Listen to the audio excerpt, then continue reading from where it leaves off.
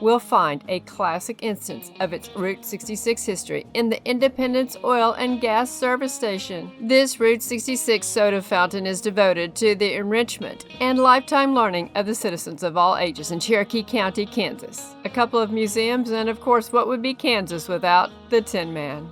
J.P. Opperman, a native of France, came to Baxter Springs in 1871 and established the Opperman Harness and Saddle Shop located on this site. The building is still here but lies beneath the present facade. Opperman's was one of the most successful businesses in Baxter Springs. This block of buildings was referred to as Willard's Old Stand through the 19th century. J.P. Opperman served as mayor of Baxter Springs from 1883 to 1890. Upon retirement, Opperman turned the business over to his son, Charles Opperman, who ran the shop until it closed in 1924. That is how many years ago? 100 years ago. Crazy, isn't it? Bringing to an end one of the last vestiges of the original cowtown.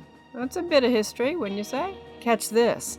In 1872, the mayor of Baxter Springs, J.R. Boyd, shot and killed C.M. Taylor, marshal, near this spot. Bad blood had existed between the two for some time.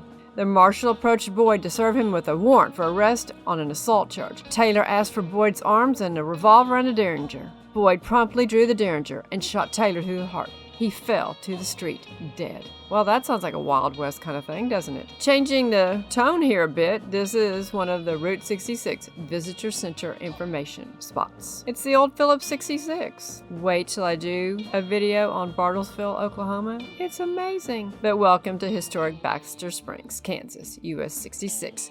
First cowtown in Kansas. Built in 1930 by the Independent Oil and Gas Company, this Tudor Revival-style gas station was purchased by Phillips 66 Petroleum Company the same year. The original house-style brick building was modified in the 1940s to the L-shaped plan seen today. Gas was sold and vehicles were serviced here in Baxter Springs through the 1970s. Grant funds from the National Park Service have made it possible to restore the building for use as a visitor center. And the building was placed on the National Register of Historic Places in 2003. Yay! Please be sure to subscribe. And if you have, thank you. And if you haven't, could you take a second to push that button and subscribe?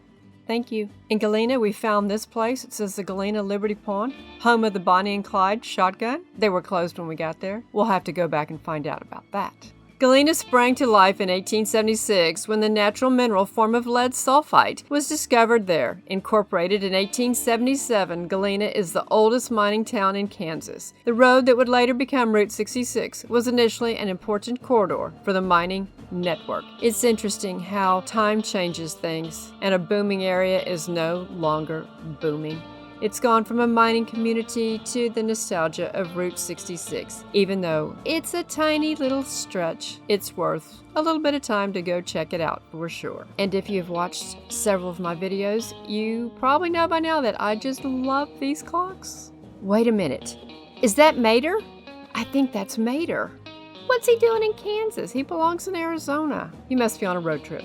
Preservation efforts have been strong since 1992, when the Kansas Historic Route 66 Association and the Route 66 Association of Kansas were formed to preserve the local heritage of the route.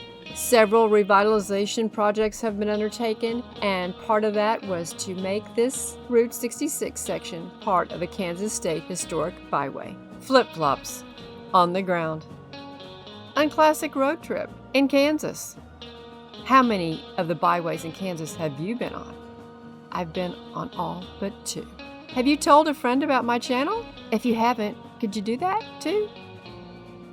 All right, well, thank you.